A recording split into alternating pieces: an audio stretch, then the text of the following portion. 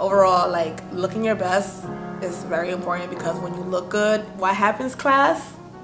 You feel good, of course. What are people gonna do? Are they gonna beat you? Are they gonna give you pow pow because you wearing makeup in your house? Sis, please spare me a F to give, because I don't understand how people be so bothered about how people decide to look or dress.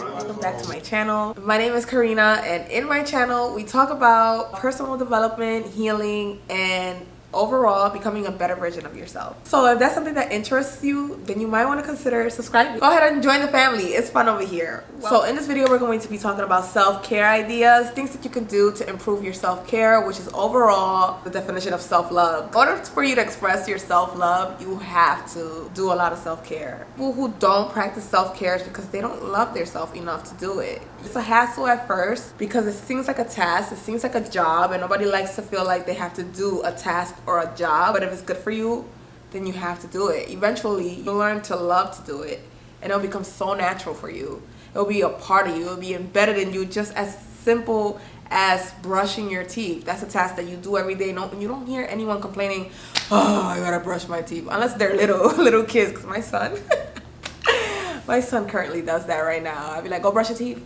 He'd be like, "Oh." Let me not embarrass him. So I have 10 tips to give you in this video today. They're very general, very simple, not too much for you to feel like, oh my god, this is gonna be very overwhelming. You could incorporate this in your daily activities, maybe weekly, daily, or monthly, however you decide to start. But I encourage you all to just listen and, you know, apply everything with a grain of salt. We don't all walk the same path. We don't all share the same interests. So just take it with a grain of salt. If it applies to you and you think you can do it, then apply it to your routine. If not, then this is just an idea. You can think of plenty others as I go over these tips. But anyways, let's get into the video. So tip number one, I like to recommend to all of my friends, because this is something that people really overlook a lot, and it's like they don't understand the significance that goes into this. So let me just say it. Tip number one is cleaning and decluttering your living space. Like I said, people overlook this a lot, and it's gonna be like, wow, how's the self-care? Well, let me tell you, growing up as a kid, I really was a messy kid. But what kid really isn't, right? Like, I feel like all kids are messy when they're pretty young. Now, I find that when I clean and declutter, especially decluttering, because one thing is to clean and another thing is to declutter. You can have a clean space and still have a lot of clutter. Like currently right now, my office desk has a lot of clutter, but my house is pretty clean, you know? Like, it's just I have certain areas in my house where there's a lot of clutter. So what I want to say about decluttering and how it pertains to self-care is the fact that when you have a cluttered environment, it literally is the same way how the space in your head is. Like, the way how your mindset is, it portrays itself in your cleanliness. So if you have a clean space, you have a clear mind. If you have a cluttered space, you have a cluttered mind. I don't know how to make it make sense, but it does. Because for me, when my house is cluttered, first of all, it drains my energy. It puts me in a bad mood. It makes me unfocused.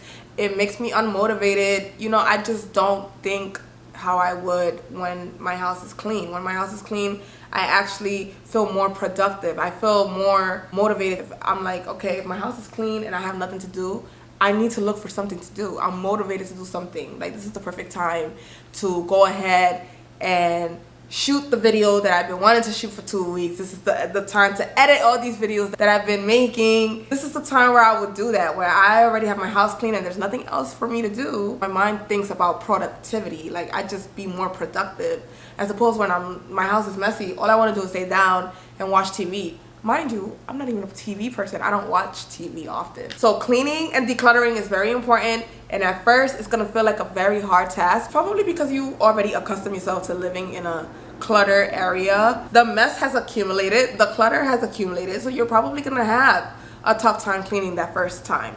It's going to be very frustrating, but it's also going to be an eye-opener for you. You're going to realize, like, wow, I really let this house get this messy. And now I'm overwhelmed, but who did this was me. So I cannot be frustrated with anyone but myself. Why did I let it get to this point? So moving forward, you will be like, I'm not gonna let it get this messy anymore because it's so hard to clean the house in one day. So it's important to clean and declutter. You have a cleaner mind, cleaner headspace. Trust me on this. It's gonna feel bad, but it's gonna do you good in the long term. So moving on to tip number 2. Tip number 2 is going to be a skincare routine. This is very essential in self-care. I don't understand how anyone can practice self-care and not have a skincare routine. That absolutely does not make any sense to me. But to each his own. I'm not judging. And if you don't have one, I strongly recommend for you to start building one. It doesn't have to be very technical. You don't have to buy tons of products or any of that. You could literally just get a face cleanser, a moisturizer, and that's it. Start with just 2 products. You don't want to skip the moisturization in skincare. And if you want me to go in detail about my skincare routine, I have a couple of videos on my channel where I explain in detail my own skincare routine and all I used. And I will also put the links down below so it could be easily accessible for you guys. If you're interested in knowing on what my skincare routine consists of, then let me know and I will make a separate video for that. But as I was saying, skincare doesn't have to be very difficult. It doesn't have to be so complicated. It doesn't have to be like super long either. Like, you don't need a lot of product. A lot of people are product junkies, and so just as there's hair care junkies, there's like skincare junkies. Some people excessively put too much skin product on their face. I would recommend for you guys not to do that, because if your skin is sensitive, you don't know what kind of chemical reaction you can be causing to yourself, and it might be causing more harm than good. So that's why I say keep it very simple, minimum skin cleanser and a good moisturizer. Moving on to tip number 3, which is bubble baths. Some people like to soak their body on Epsom salt. I myself really do like that, especially when my body's like super aching, like right now. Oh, my back is hurting so bad. So a soak will be very nice right now, a nice little hot bath. But overall, like, bubble baths is not something that we typically do on the norm. First of all, like, as adults, we have a lot going on in our lives that we don't have time to be sitting in a tub and just soaking our body. But we have to make that time because it's very essential for our health, our mental health, our physical health, and everything, our well-being. We all take showers because it's simple, quick, and fast. You don't have to put bubbles in your bath. Like I said, it could be a regular soak. It could be whatever you want it to be, honestly. So I do encourage you guys to incorporate some kind of bath or soak into your self-care routine. So tip number 4 is aromatherapy. Aromatherapy could literally be like essential oils, or like literally like room sprays, candles. I love candles. Like, I love candles. I always have to light a candle in my house. It just sets the tone and it makes your house smell really good, and it's a very light smell, so it's not like overbearing. Candles usually don't smell too strong, but it smells strong enough that you can smell it in the room, right? Like, you can smell it in the house, but it's not strong enough to make my stomach all queasy and sensitive. So that's why I love candles. It's gonna give you that luxury feel too, especially when it's nighttime. You turn off your lights and all you have on is your candles and watching TV or whatever else you decide to do. It just sets the tone, it sets the mood, and it's very relaxing. But you can use diffusers, essential oil diffusers, just overall having your room smelling good. You can use plug-ins. I love having Glade plugs all over my house. I have one in my room. I have 2 in my living room. I also have wax warmers. When I tell y'all, I'm into like everything has to smell good. When it comes to me, everything has to smell good. My body has to smell good. My room has to smell good. Literally, everything has to smell good. I don't think anyone could ever say that I smell. Aromatherapy definitely helps. Like, it puts you in a better mood. Woke up in a crappy mood is probably not going to help you put you in a better mood. Like, let's just say you just have like literally some hardships going on in your life right now, like you just lost your dog. So aromatherapy is probably not going to help you feel better, but overall, in general, like it's a booster. So like if you woke up feeling regular but kind of sluggish or tired, aromatherapy will definitely help you feel so much better. Number 5 should really be number 1 because it's like number 1 priority on the list. And let me briefly say that I didn't make this list in order of what is priority and what is not. Hygiene is definitely self-care. That is the most obvious way to show self-care to yourself, because if you're walking around dirty and smelly, that absolutely means that you do not care about yourself. Who in this world would walk around smelling bad? Why would you put yourself in a situation to be embarrassed by people who's gonna be like, ooh, what's that smell? Like, people are mean, okay? The human body really smells bad. I don't understand how people don't like to bathe. Don't ever put yourself in a situation where you're going to smell and look crazy and give somebody the opportunity to speak bad on you, you know? Like, cause like at this point you can't even be mad if somebody says, bro, you stink. Like, you cannot get mad. How are you gonna go outside and didn't wash your butt, didn't brush your teeth, your hair's crazy, and people calling you ugly and stinky, and you want to be crying and feeling like a victim? Bro, you look and smell bad. Like, there's no hiding that. Like, yes, it's mean for people to say that, but at this point you asked for that because you blatantly came outside looking and smelling like that. Hygiene is definitely something that we should not take for granted, that we should definitely be doing on a daily basis at that. Take care of your hygiene. Hygiene is different for everyone. I know some people don't believe in deodorants and stuff like that. There are other alternatives that you can use to not smell like underarms on a hot summer day and still not wear deodorant. I know people that literally do not wear deodorant and you cannot tell that they don't wear deodorant. So that is not an excuse. No one should be out here smelling like onions and funk and fish. Let's get it together. It is 2023. No one should be smelling bad. In all seriousness, if your body smells too faulty, you might want to go see a doctor. If you're a woman, go see a gynecologist. If you're a man, I don't know who y'all gonna see because I'm not a man, but I'm sure there's a male version of that kind of doctor for you men. Number 6 for self-care is the gym. This here is one of those that's literally gonna be hard to do. It is hard for most of us to get in the gym. It was hard for me. It still is. I'm still breaking myself in currently into the gym. Last year I was definitely going to the gym faithfully, maybe like 4 days out the week. Almost every day out the week I was going to the gym, besides the weekend. This year I'm not there yet. I've been going to the gym literally just once a week, and that is bad. I feel guilty for doing that, but I also know that this is better than not going at all. So that's what you need to tell yourself. Just push yourself to go on the days that you have more time and motivation, but overall you do want to get yourself in there and keep your body moving. When you go to the gym, it's kind of like, it's like decluttering your mind. I find that when I go to the gym, I have a clear mind. I am more relaxed. I am mentally more like stable. It just helps with my overall mental health. I definitely encourage you guys to go to the gym. You don't have to be a gym person, like a gym girl. You don't have to live the gym lifestyle. You don't have to be there for that long. You only need 30 minutes to an hour a day, and it doesn't have to be every day. You start off small, whatever works for you, and just take it one day at a time. But definitely get in there and get your body moving, because physically it is so good for you. Stay in shape.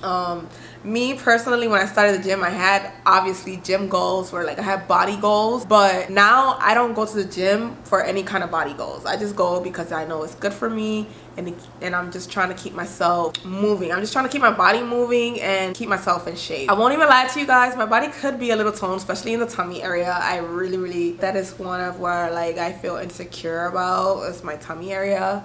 But I have like a love and hate to my tummy area because I like to have a little fat there just because it's cute. Guys love it. And also, what girl doesn't want a flat tummy? So like, yeah, it's a love and hate relationship. But overall, just get in the gym and try to go in the gym and not have body goals. That's the best way to have your body goals. Find that when you go to the gym and don't set any expectations for yourself, it's easier for you to go in there and actually get a workout, as opposed to like, oh my god, I need this butt by Monday. Like, no sis.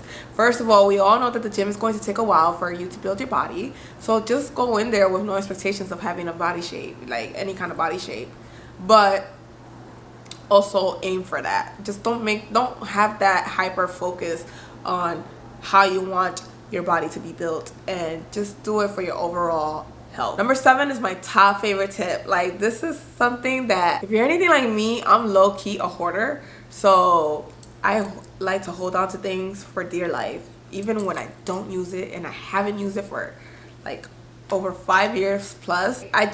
I don't like to let go of things. So number 7 is getting rid of clothes that make you feel too comfortable. Now, I know what you're thinking. Nobody wants to be all tied up in their house feeling like they're going outside. You want to be loose and free when you're home, right? I get it. After a long day of wearing tight pants, I mean, to each his own.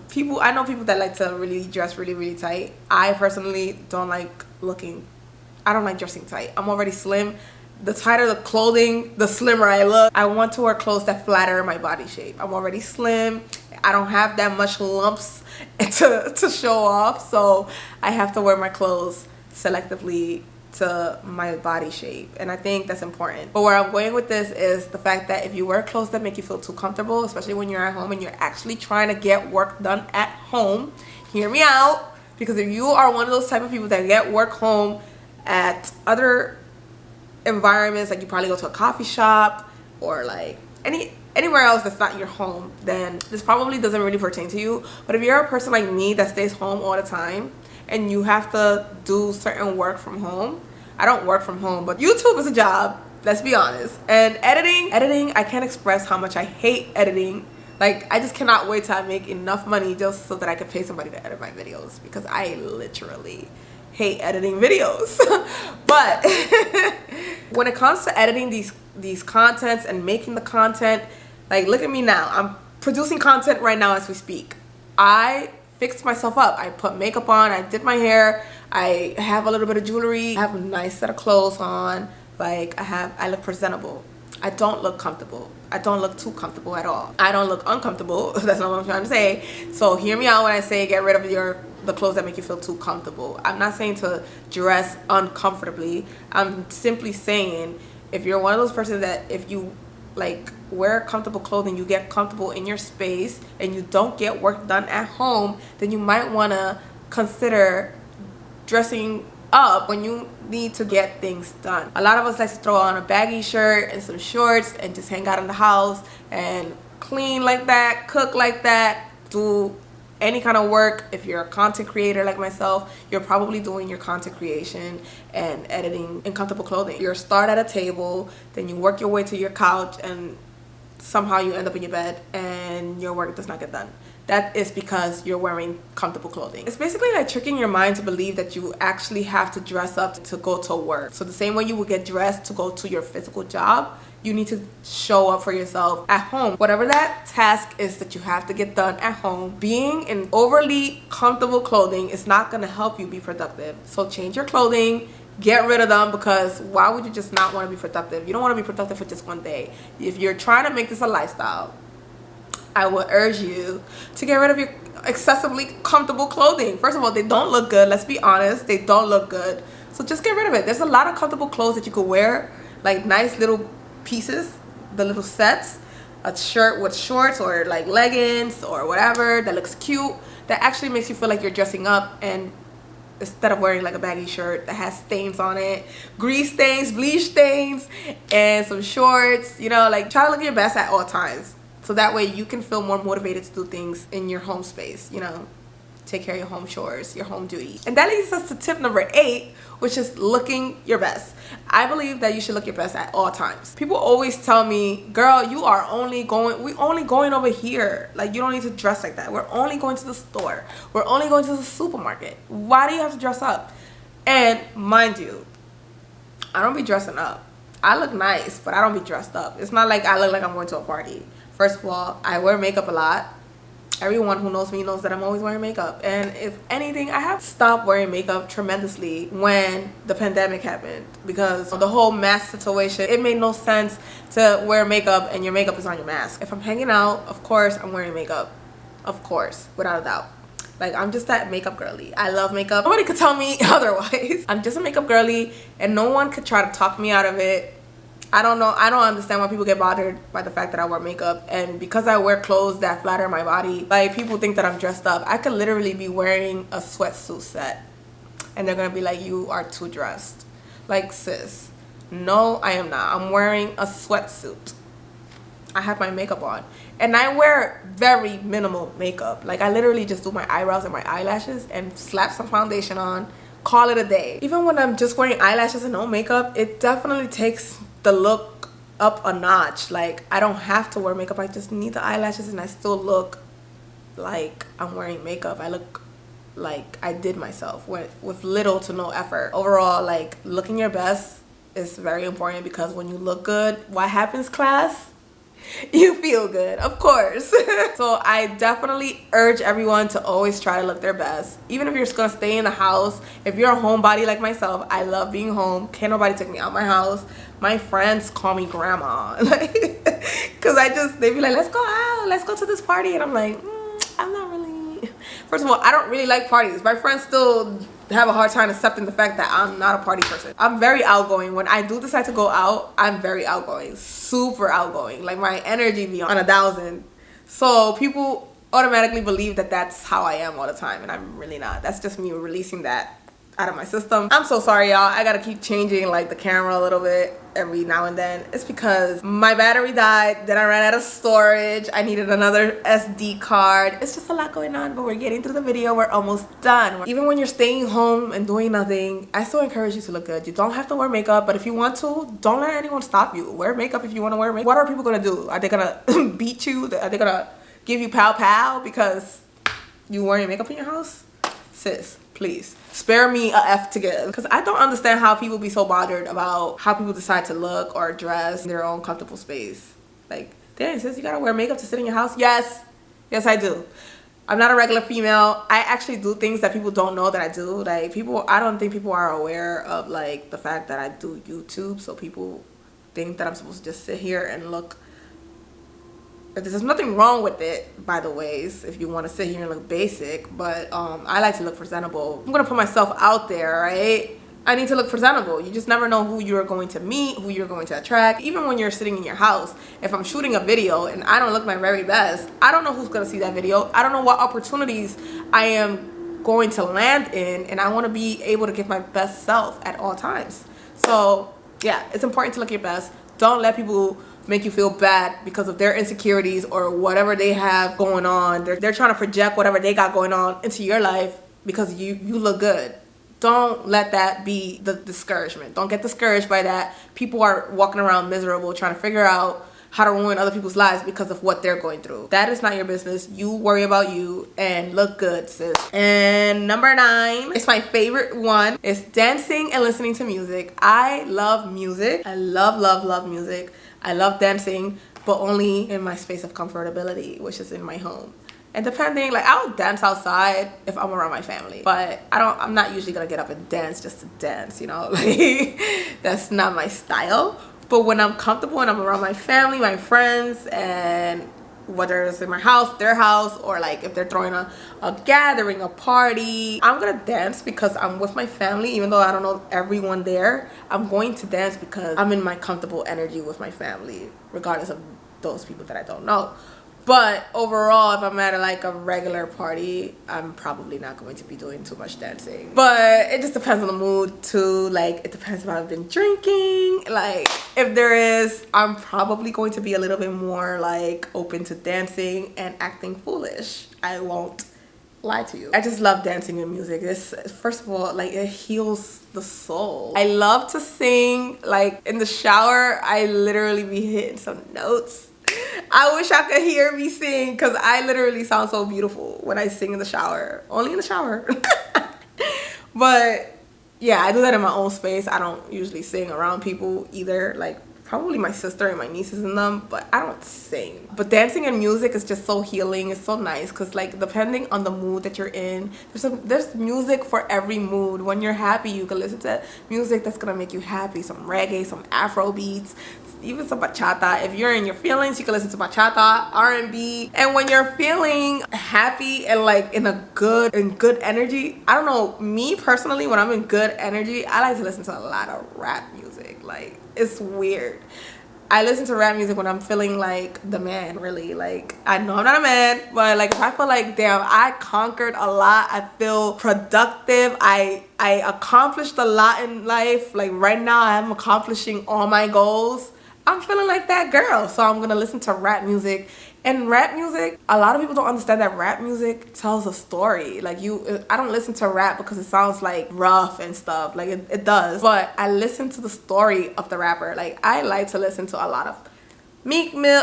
First of all, Lil Baby, top 1 on my list right now. Lil Baby, I listen to a lot of Lil Baby. currently diving into Lil Durk, but I listen to Meek Mills, I listen to Future, I listen to Drake. Drake is not really like a rapper. He's like a singer. But I listen to that kind of music when I'm in good spirit. And when I'm going through things, I listen to a lot of gospel. Like, I just love music. I listen to a variety of genres. You probably, if you don't know me, it's gonna be hard for you to tell what the heck is my ethnicity, because I listen to everything. Are you African or are you Spanish? Are you black? Like I literally listen to all types of genre of music. The only music that I cannot get into is country music, and being in Texas, that's a lot of people are into that stuff, and I just cannot get into it. But maybe one day, maybe next year, maybe someday, I'll be able to get into it. But definitely a form of self-care is listening to music and just, you know, letting your feelings out. Just letting your feelings out. No matter how you're feeling, whether you're feeling mad, sad, happy, just let your feelings out. Like, it's important for you to go through the motions of your feelings. The motions of your emotions, as I like to call it. But it's really, really important to actually let yourself feel your emotions. And the best way for me to express my emotions, no matter what those emotions are, is through music. Music is like the best form of art, the best form of self-care, the best everything. Like, I just love music. And lastly, number 10 is something that I don't do often, but I have incorporated into my self-care, especially when I am feeling sad or angry. When I am going through these two emotions, I journal. Number 10 is journaling. I just like to release that energy out of my system because I don't want to have to carry it, because I know me. I suffer from mental health, so I suffer from depression and anxiety, and holding that in doesn't do me any good at all. If I suppress that energy and don't let it out, like, I know how bad it could get. So I tend to journal now. It helps a lot, but it's not, journaling, it just doesn't hit the same as like when you're speaking to somebody or even speaking to yourself. I know you might think that that's a little crazy, but sometimes you cannot, you don't have someone in your life that you feel comfortable enough to share how you're feeling without them being judgmental, without them, you know, having their 2 cents, or without them even effectively listening to you. So like, I talk to myself, well, I like to say that I'm talking to God, because I literally be talking to God, but it sounds like I'm talking to myself. But however you put it, you're not talking to a physical being. So whether you're gonna consider it talking to yourself or talking to a higher power, you're not talking to anyone, right? You're speaking to the air, really. You're just releasing your verbal words into the air, and whomever you're directing it to is receiving it. But overall, I find that that's more effective to me than journaling. But journaling is definitely something good, because you actually express yourself through writing, and who knows, you might be very creative in writing, that you might be writing a love song. You might be writing a love song. You might be writing poetry. There's different ways to do it. And journaling is literally just writing your thoughts out.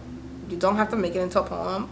If you want to, then you could be creative and do that. But I would say journaling, or finding any other way to just release your emotions. Journaling doesn't work for everyone. Like I said, it's something that I don't do often, and the reason why I don't do it often is because I don't find that to be as effective for me.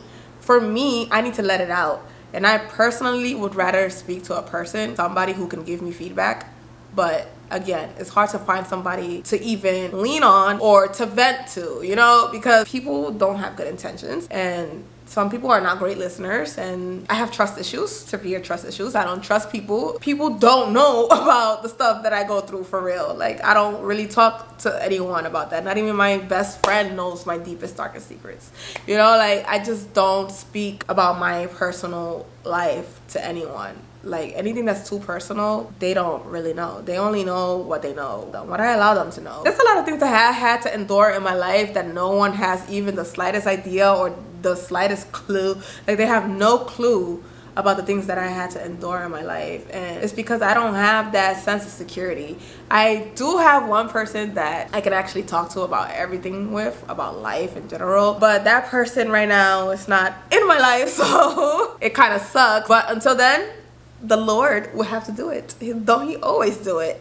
Hallelujah. But yes, that concludes this video. I hope that this video wasn't too long, and I hope that this video was very helpful for you. If you found that it was helpful, please give it a thumbs up. If you like more videos like this, I would urge you to subscribe if you haven't already done so. What are you waiting for? But for real, join the family. It's really, really fun over here, and we're all about personal development. Everybody is going through a tough time. We're all trying to make it out here. So let's do it together. Let's give each other positive affirmations in the comment down below. I'm gonna start and I'm gonna write down an affirmation. You guys can go ahead and continue the flow. Yes, let's do that. For the ending of this video, I just asked you guys to go ahead and comment a word of affirmation to yourself. To yourself, that's it. Tell yourself a nice word of affirmation. And I'm gonna start it off first. I'm gonna comment down below a word of affirmation to myself, and you guys keep the flow going. Again, if you like this video, give it a thumbs up. Don't forget to subscribe if you haven't already done so, and I'll see y'all in the next one.